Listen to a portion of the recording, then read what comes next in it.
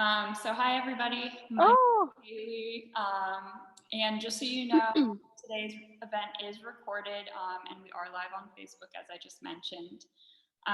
If you have any questions at all throughout the talk, feel free to just drop them into the chat or feel free to use the Q&A session and we'll have a little Q&A at the end. But nice to meet everybody. As I mentioned, I'm Kaylee Hennessy. I'm the Assistant Director here at Abigail Ogilvy Gallery. And I'm in Boston, Massachusetts right now at the gallery. We're so excited to be joined today in conversation with both artists from our exhibition, The Consistency of a Sunset, Erin Loree and Katrina Sánchez. So they'll be giving us a look into their process and their artwork. We introduced Erin and Kat just a few months ago, and in that time, they created a body of work in response to each other, which is now on display at Abigail Ogilvy Gallery in Boston. And that will be up through Sunday, June 6th. So feel free to pop by and see the show if you haven't already. So just to give you a brief background on our panelists today, Erin Laurie completed her BFA at OCAD University in 2012 and is a painter based in Toronto. She's interested in the delicate balance between intention and chance, transformation and inversion, and how the unanticipated often reveals itself in unlikely places. We also have Katrina Sánchez, who is an interdisciplinary Panamanian American artist.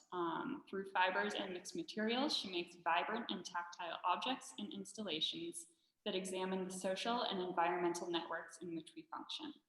She explores ideas of community, healing, and renewal through physical actions and methods like mending, street art, and interactive installations. So Erin and Kat, where are you both joining us from today? from Toronto, Ontario, in Canada. Nice. I'm joining from Charlotte, North Carolina. Nice. All right, so I think we can get started. To start off, I have a question for both of you. So do you have an identifiable pivotal moment in your career that has led you to begin working in the way you do? You want to go first, Kat? Sure, yeah, I'll go first. So this body of work, which culminated into my magnified weavings, it started during an artist residency at Goodyear Arts here in Charlotte, North Carolina. And I went into the residency right after my undergrad. And there was probably just a few weeks gap between that and the beginning of the residency. So I was feeling tired. Oh, Sorry. It's okay. you have a nice picture Okay. as a placeholder. Oh, well, that's good. Okay, so I was just tired and a little burnt out from, BFA thesis. And we also experienced a deadly school shooting that final week of classes. So there was a lot of emotions happening collectively and, individually. So I was struggling to find a direction for my work, and I felt like for the first time I needed to make work that was healing and was just something that I didn't plan out step by step and figure out the meaning of ahead of time and then create the work. So I just started making, and I started with something that I had been wanting to do for a while, which is darning, which is a method of like fixing holes or worn areas in clothing with like a patch. And so it tends to look like a weaving because you have a warp and a weft that you sew in over the hole, and it becomes a small, tiny weaving on that space. So I started with my partner's pants, his like old Levi jeans. And so I worked into them, and eventually they became completely covered in mending. And I was thinking about how I could fill the gallery space because the residency culminated into a show at the end. And I really love the texture and the colors that was happening in the mending. And so I wanted to be able to blow it up and magnify that.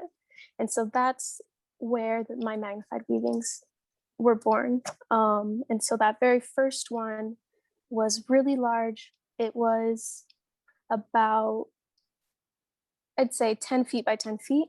And it was interactive because I wanted to share what I had been enjoying through the process with the people who were going to attend.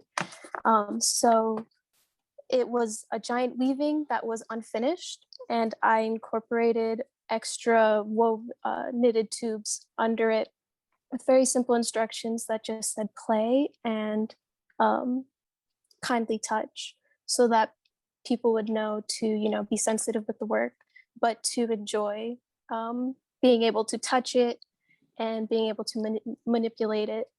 And it went so great because everybody was really getting into it. They were like doing these cool knots and like just doing things that I had not imagined myself. So it just became something totally different by the end of the night. And it was wonderful. And so since then, I've been developing this body of work and playing with it and going from there. Yeah. That's amazing. And we've had so many people come through the gallery that come up to your pieces and they're like, I just want to touch them. Yes, I and hear that all the time. That they come across as interactive as you've intended. That's great to hear. Erin, what led you to work in the way you do now?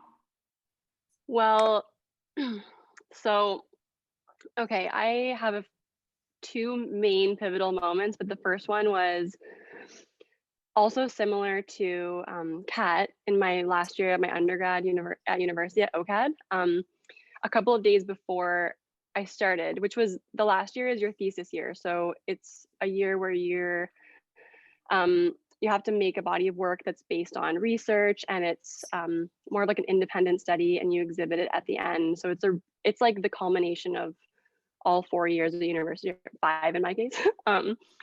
And so up until that point, my work was primarily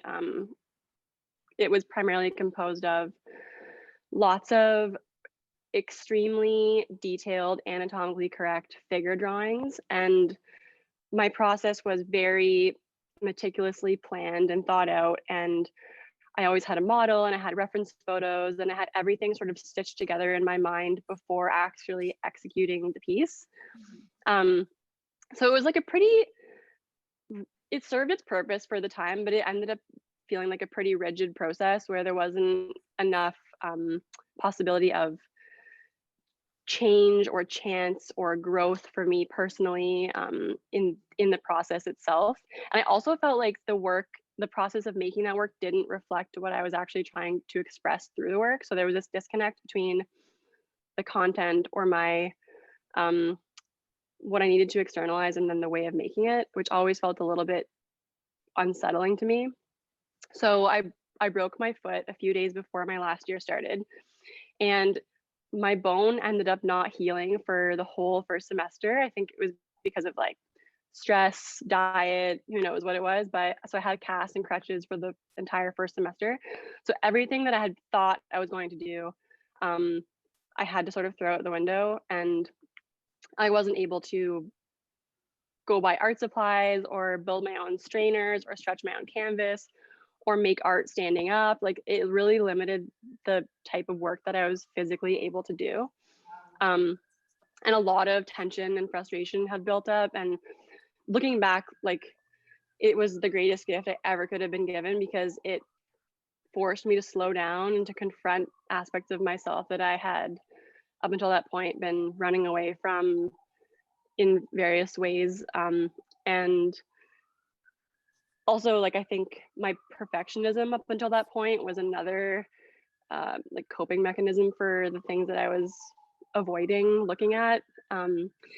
And so anyways, what ended up happening was I spent a few months just making these small self-portraits. I made like, I don't even know, like 100 small self-portraits, and they were like about the size of my head, and I was still using reference photos, but they were starting to loosen up a little bit, and I was looking at artists like Francis Bacon or Arbach, Cecily Brown, George Condo's mental states, and just like thinking about like trying to inspire myself to learn how to paint the essence of a person as opposed to the likeness of them.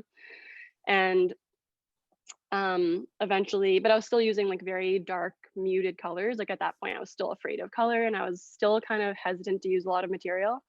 But by the time that I actually got my cast off, I still have the two paintings that were the last two paintings I made with a reference photo, and I'll keep them forever because they're just so symbolic of this exact pivotal moment.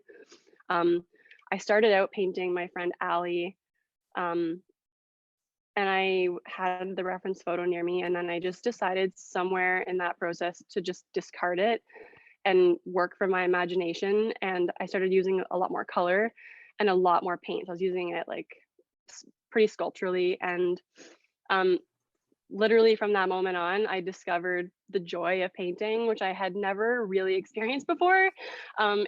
Having fun making something, and then for me, everything became about finding value that I hadn't recognized before in the unknown, in uncertainty, and moving away from having expectations of an outcome. And so it sort of like drew me into the present moment and allowed me to be a lot more open and receptive with the work. And I sort of started to think about the work as more of a collaboration with the material than anything else. And so that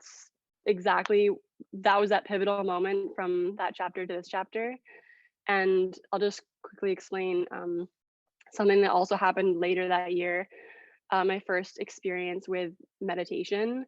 I went on a 10-day silent meditation retreat called Vipassana. And Vipassana means, it's a Buddhist meditation, and the word means insight, and it's a way of self-transformation through self-observation. So for 10 days, we sat in meditation for about 10 hours a day, with breaks, of course.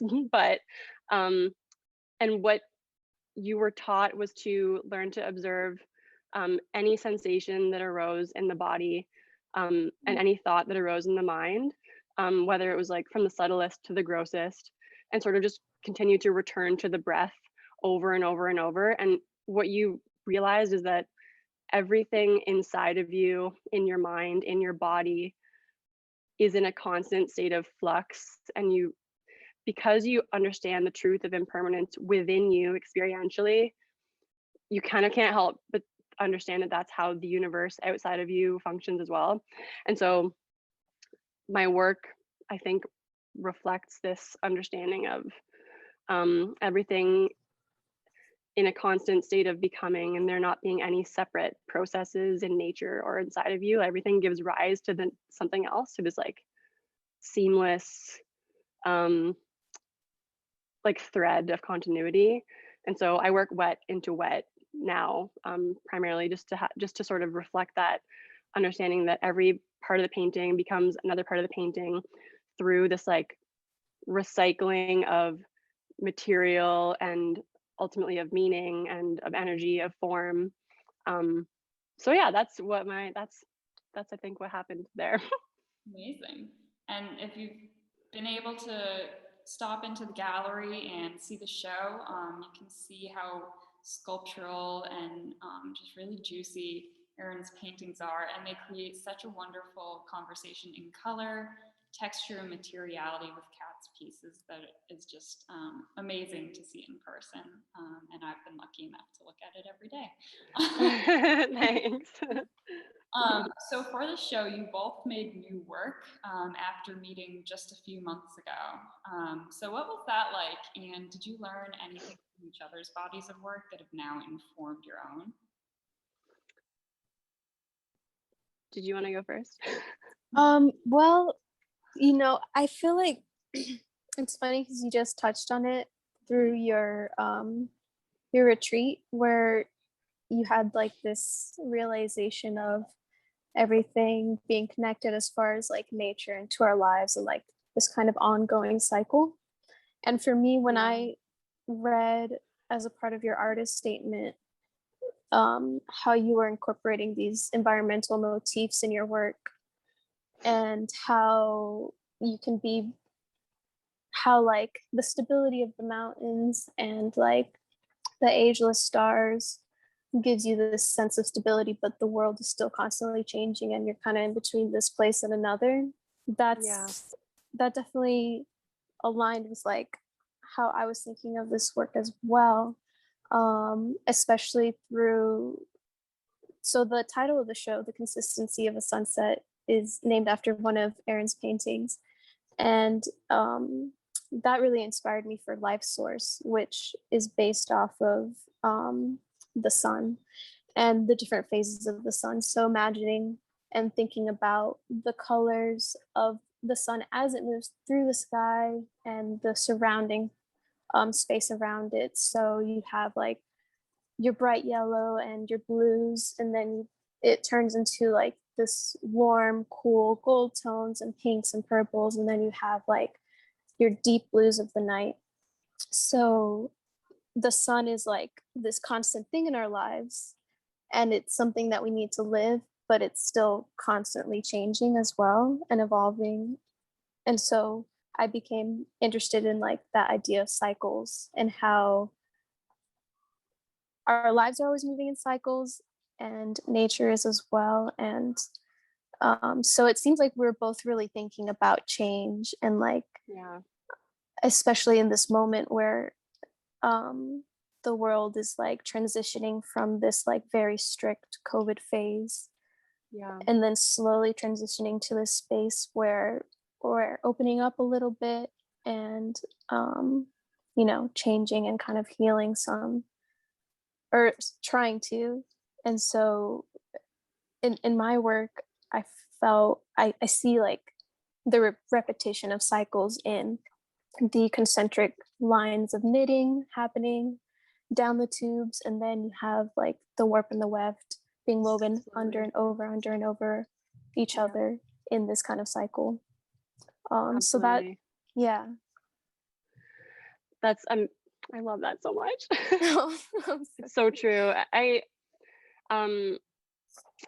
What I thought was so fascinating was that there were so many parallels between actually like our development as artists so far, and also our process, and how, so like in terms of my paint strokes and in terms of your weaving, like there's so much like literal and metaphoric, like interwoven strokes and interwoven moments. And I think that like in your work and also in my work in some sense, I love that you get a sense of like the process is laid bare and it's exposed for the viewer to see and to be a part of, and you can almost read the work through and follow these sort of like pathways and create your own story in the actual marks. And I look at your pieces having lots of different marks as well, and like I love, to me your pieces feel very human to me. Like I see there's like, you know, these moments of imperfection, and I told you that my favorite aspect of your work is where the two colors meet each other and they kind of like peek through these holes. And I remember you telling me that you actually had initially felt a little bit self-conscious about that part, but that's my favorite part. And I think like because it shows like the vulnerability of the material and of the piece. Like it's never going to be perfect, you know what I mean? Yeah, I just, and again, thinking about cycles and I mean the consistency of a sunset, it's kind of funny because like if you think about, usually you would think about, if you're considering this idea of like hope and faith and like moving forward, you would kind of naturally think of like the sunrise. Like the sunrise is symbolic of like a new day or a new chapter. But I was thinking about the sunset as like actually finding comfort in like the closing of a day, in like the closing of something.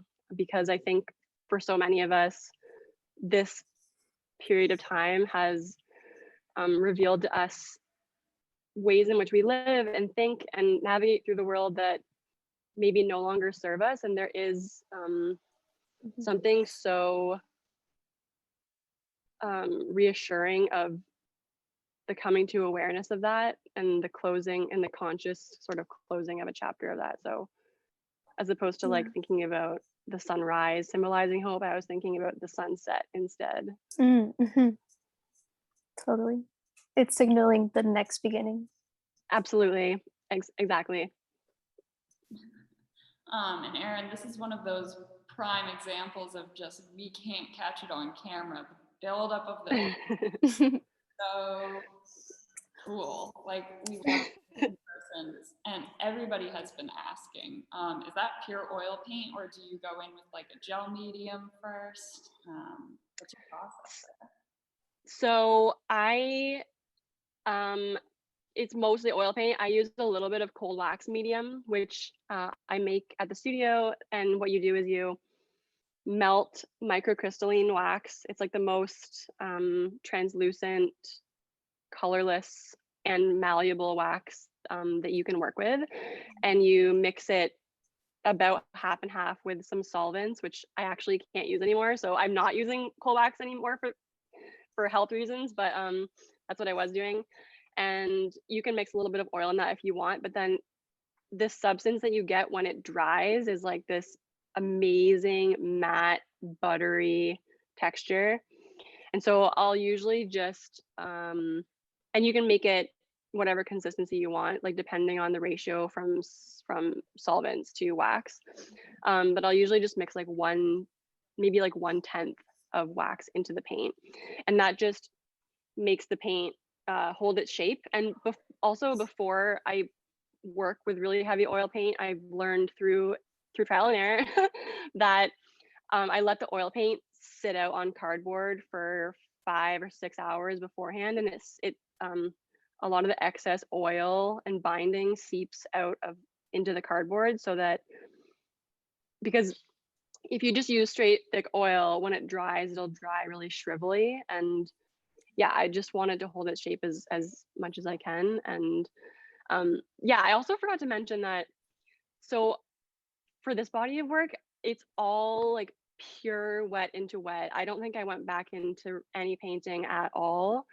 I did this intentionally because I wanted them to feel like they were almost like breathed into existence in like one moment. And if you think about like the sunset or any natural phenomena, but the sunset specifically, that it like is such a fleeting thing that it like inspires you to drop everything. It drops you into that exact moment, and it's like thought processes cease. Thinking, you don't think about anything but sort of it's like an appreciative moment of this magical phenomenon that literally occurs every day, but it feels so special and precious. And so like I wanted the work to have that sense of like as if you're catching something in motion in like a sliver of a moment, just as you would a sunset, because everything can change so instantly after that. All right, thanks. So another question for both of you. So does your personal lives ever affect your artwork? Yes. I feel, and I we touched on this a little bit already, as far as like how these body of works originated. But yeah, I feel like as creative people, your state of mind always affects how the outcome of your work, and even just the motivation of creating.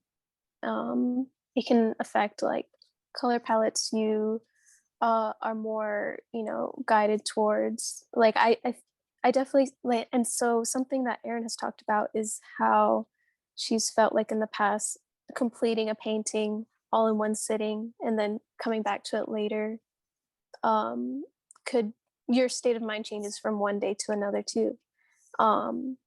So yeah, Totally. I think that's just proof of how much it affects the work. Absolutely. I forgot to ask you, how much do you plan your pieces beforehand? It's a weird mix. Sometimes it's completely planned. So I have this method that I have broken down with like a grid, and I Okay. know exactly the right. I do it on my iPad, so I know exactly the width of the brushstroke that I need, and so I plan out all the pieces, and I can like count each square and know how many inches I need to make each tube, and then I knit it, I stuff it, and then it matches the drawing exactly. Yeah.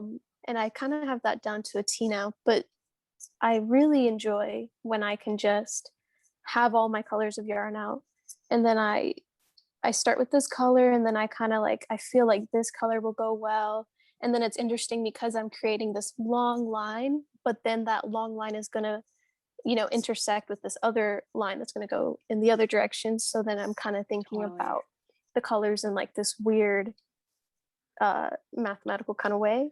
Yeah. Totally. That's cool. It is just like painting, because like I think about painting, and also your process as well, as like each piece is like its own ecosystem, and like every aspect and part of it has to balance out the rest of it. So it's like nothing, Hmm. everything matters.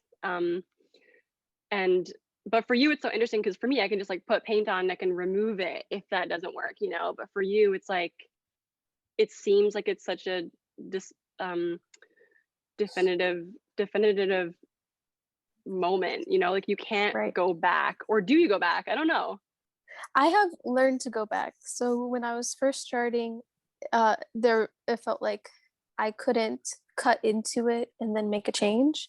Yeah. But since then, I've learned how to cut through the knitting to get a clean edge where I can go back and like re-sew into it and put Okay. both tubes together. So there have been cases where I have a completely woven piece and I don't like a part of it, and so I'll cut it and pull it out and then put something new in. So Yeah. sometimes it's reworked. Awesome. That's cool. Yeah. Do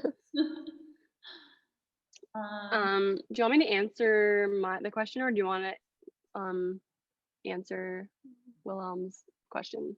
Should I just answer first? Let's see what Wilhelm's saying. Hi, Kat and Erin. I really enjoyed seeing your show in person and your Thank beautiful you. dialogue. You mentioned the sculpting of color, which I think is a great description for both of your practices. I was reminded of a generation of artists that entered the scene about 20 years ago. Gross, Pia Fries, Bernard Fries, Fabian Yeah. Macchiato, Jonathan Lasker, Yeah. David Reed. Do any of these ring a bell? Do you see your work in a lineage? Well, I know the only artist that the only one I don't recognize is Fabian Macchiato. The rest of them, of course, like David Reed's a huge inspiration of mine. Katrina Grove. I mean, actually, they all have been in the past. Like when I do see my work. Okay, this is kind of a weird question, because when I started making this particular work, like I said, in the last year of my undergrad, right when I made the switch from doing realistic figurative work, up until that point, I was only looking at figurative work. I didn't know anything about the history of abstraction or process-based artists and at all. And so the work, and I think actually I'm extremely grateful that I had this sort of like innocent, almost like, it's not ignorant, but I think of it as an innocent approach to making my images and working with paint, because I didn't have any conscious influence on my work.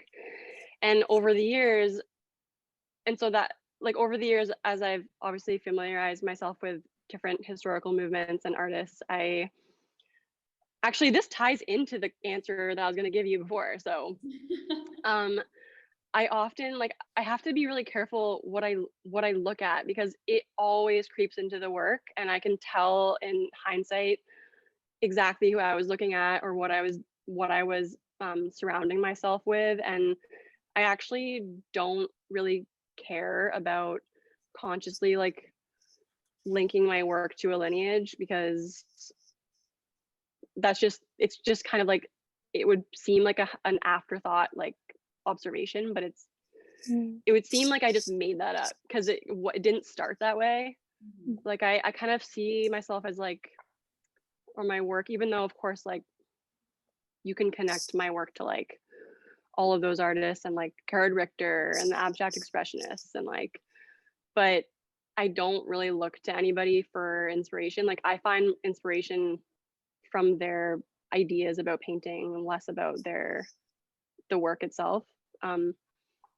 Like my work's always developed out of physically working with the material, and I think that like all artists, at least all oil painters, we encounter the same challenges and problems because we're working with the same material. So there is that connection throughout history as well, just because we are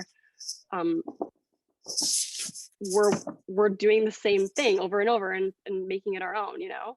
Yeah. So anyway, yeah, like when I'm making my work, I have to be extremely careful of what I'm looking at. Like again, like if I scroll through my phone, I look at it, like I take a lot of process shots. I'll look at a picture of a painting, and then I'll go through my phone, like through like the 10 images prior to that, and I'll notice that that painting contained the color palette or compositions of what I had just screenshotted from Instagram. So it's like nothing is obviously like nothing is totally separate from the external world and our experience, but yeah, so like when I'm making a body of work, I try to like preserve my process and I don't look at any other art. I don't read anything. Actually I might read something because that's a bit different, but yeah, I've just learned to like kind of like protect that process a little bit. If that makes sense. Nice. Sorry, that was kind of a rant. No, I would say that I agree with everything you said, Erin. Everything you said. And then so I mentioned it earlier, but I've had the pleasure of being able to be in the gallery and see these works every day. And I also get to see how people come and interact with them. And something I've noticed is that there's this really general feeling of endearment towards both of your work from a lot of our visitors. So I want to know, was that intentional? Do you intentionally do that to be able to get people to connect with your work more? I feel like with my work, that's an integral part of it.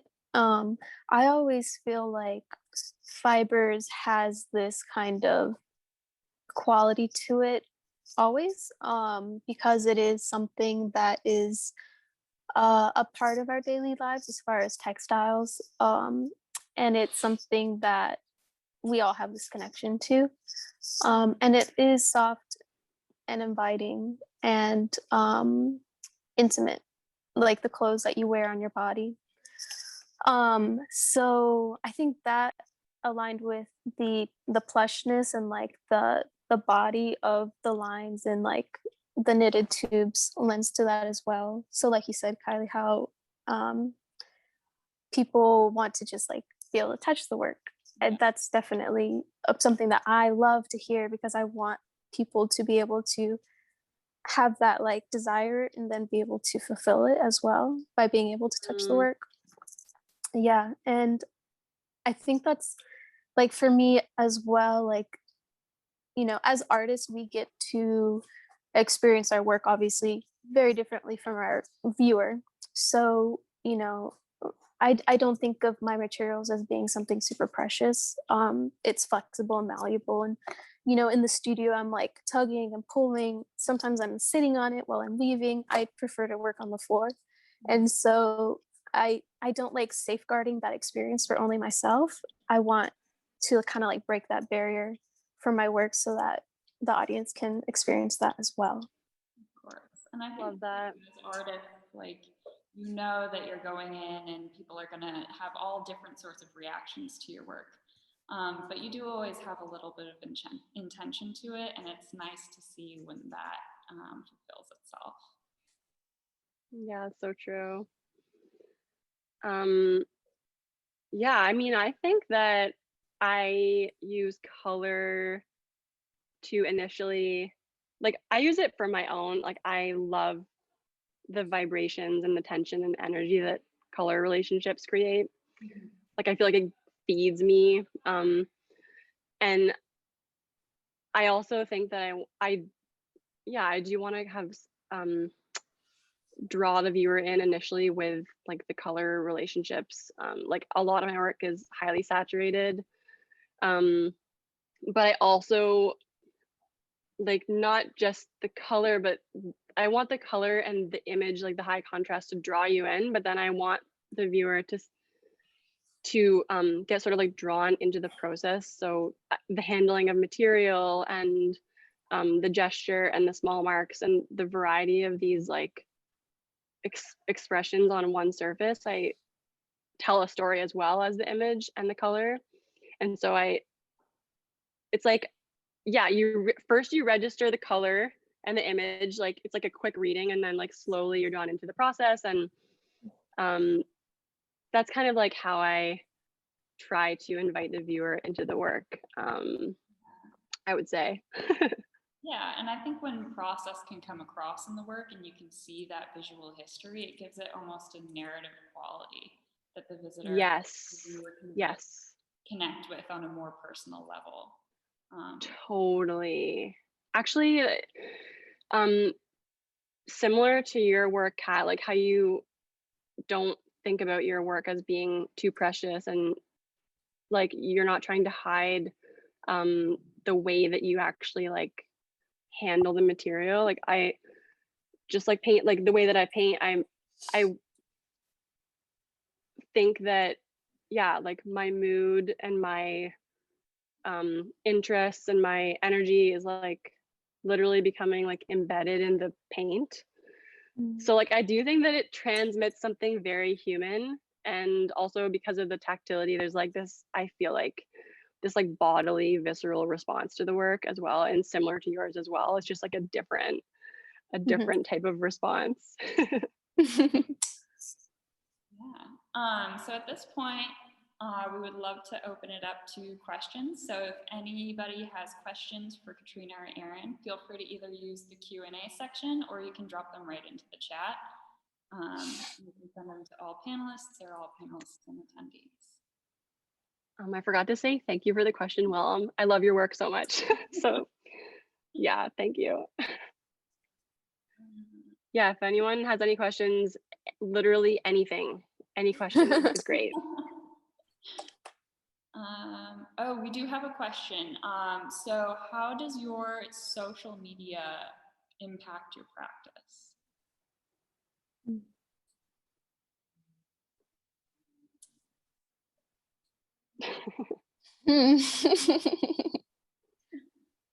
I don't know. If it seems like I think of social media as a place where you find, I mean, there's Instagram shows you, I mostly use Instagram, but they show you like things that are in your circle, like things that are in your realm of the visual. And so it kind of creates this weird curated world for you where you Totally. see like work that either like reflects your work, or is just something that like I get so much fiber art in my feed, which influences my work. And but I can't say exactly how, but it's just, you know, being fed so many images all the time. Yeah.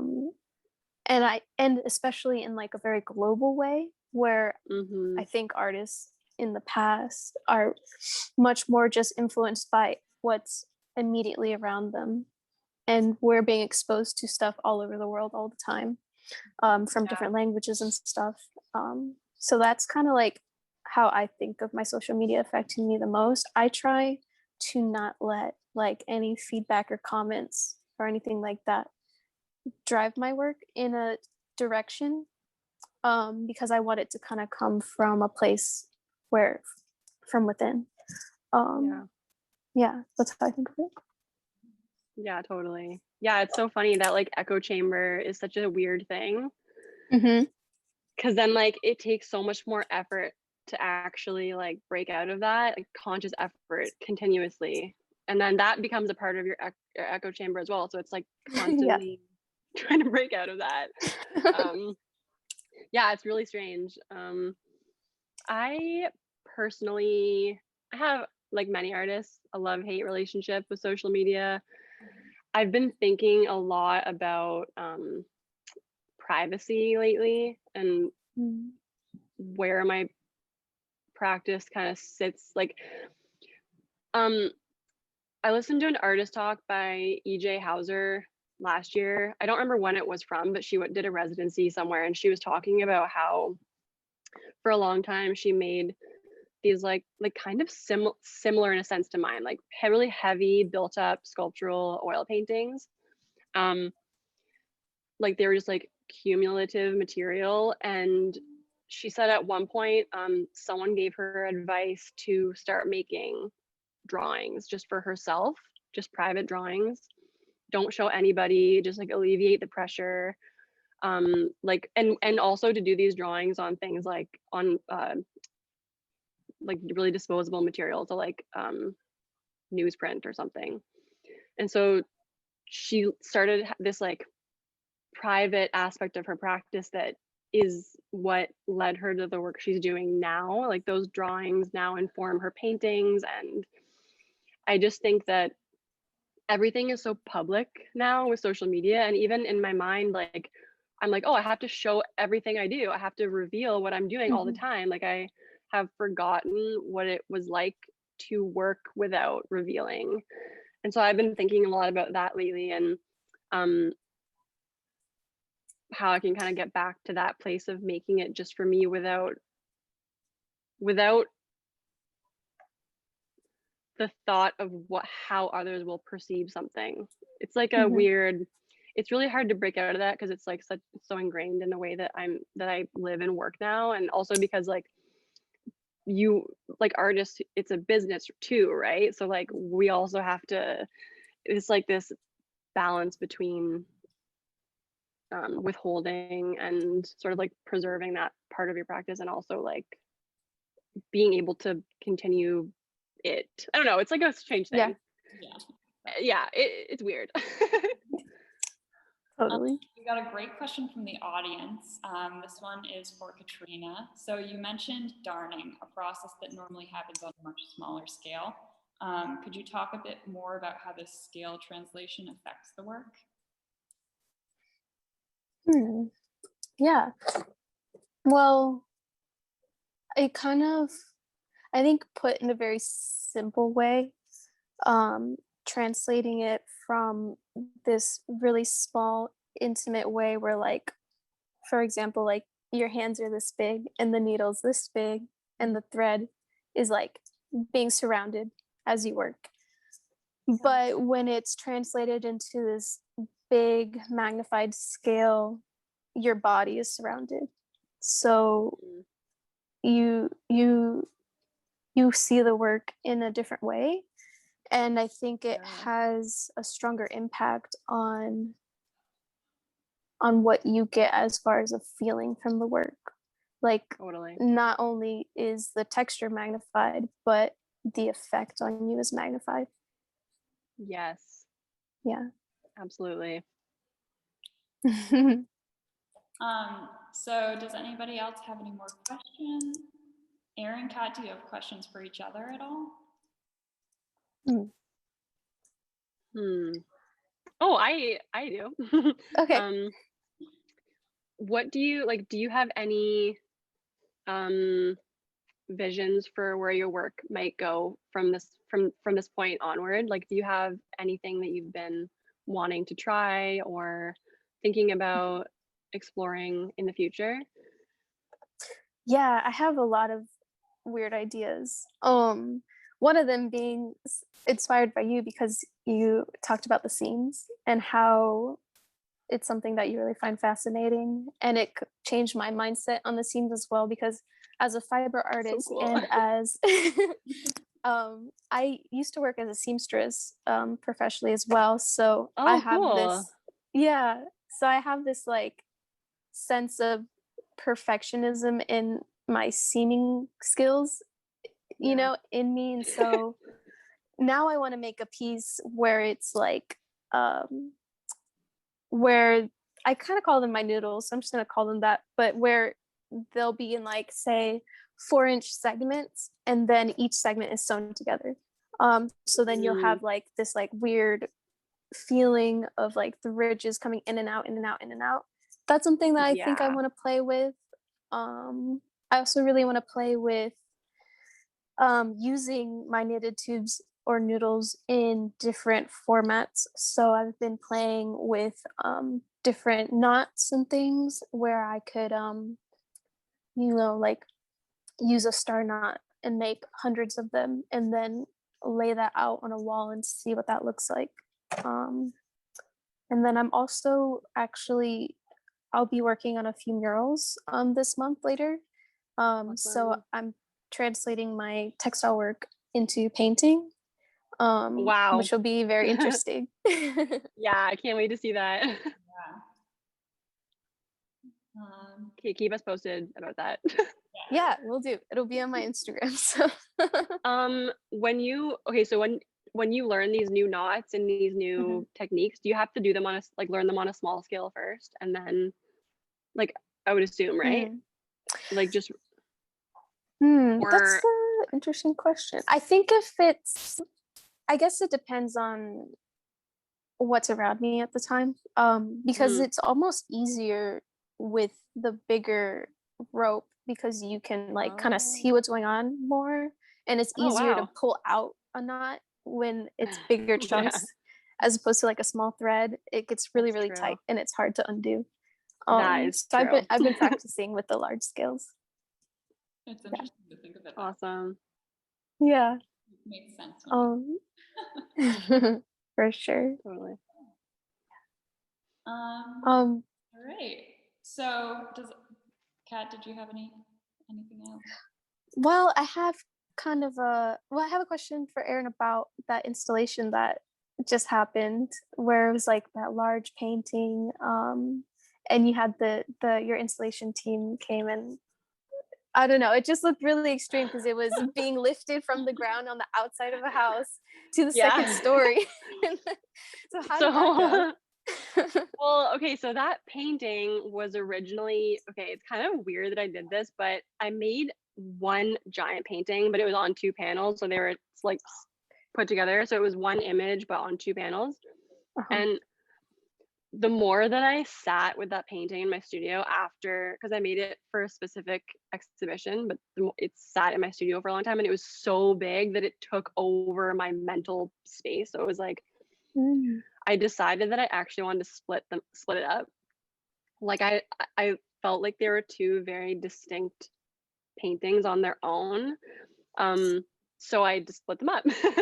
and thankfully though, the client that bought one client bought both, so they're staying together, which is really cool. And I think it's interesting that like this is veering off a little bit about what you asked, but so I never thought about this, but like the consultant that I worked with, she loves like giving people tours of art in homes, and she's always like learning about the artist obviously and the history of the piece and the story behind it, and then like because that's what captivates an audience, is like knowing those like secrets kind of. And those paintings, like right where the seam originally met, like I had actually extended the painting wrapping around the side, like painted the image on that one edge just in the middle. So like I love that now that they're separate, there is this weird quirky part about it that I've never done on any other painting that indicates that it is actually a part of the other one. Anyways, it's just a cool little thing that I realized. But yeah, so we went to install both paintings one day, and that one that you saw yesterday originally didn't fit in the house. Like it was supposed to go up a stairwell, but we thought it would fit, but it didn't fit. So we had to try it a different day, which was yesterday. And these like amazing installers came up with this whole strategic plan to pack it a certain way and then like hoist it up over the balcony, and then they had to remove like the doors and everything, and then they had to like, and the painting was so heavy. Like it's so heavy. It's on the heaviest wood, and there's so much paint on it, and there's canvas as well, so it's just like the heaviest painting. But yeah, they had to like lower it down into like this narrow deep stairwell, and it was so precarious. But yeah, they did it. So Erin, is this Eternal Falls? yeah, it is. I'm dropping a link in the chat to the Instagram post it's in. Thanks. Yeah. All right. So I think we're going to go ahead and wrap it up. I want to thank everybody who came out to join us today, everybody who joined us live, and especially so much thanks to Erin and Katrina for being part of this amazing show. It's been such a pleasure working with you both. And if you haven't already gotten to see it in person, the show will be up through Sunday, June 6th at Abigail Ogilvy Gallery in Boston. So stop by anytime. And if you ever have any lingering questions, you can always email. We forgot to mention that neither of us have actually seen the show in person either. I know. So, Erin and Kat have not seen the show. But they have not been able to see it in person, so it's been definitely a different experience than we're used to. Totally. It's been great. Thank you so much. Yeah. All right. It's been awesome. Thank you. Okay, bye. Thank you everyone for coming. Bye.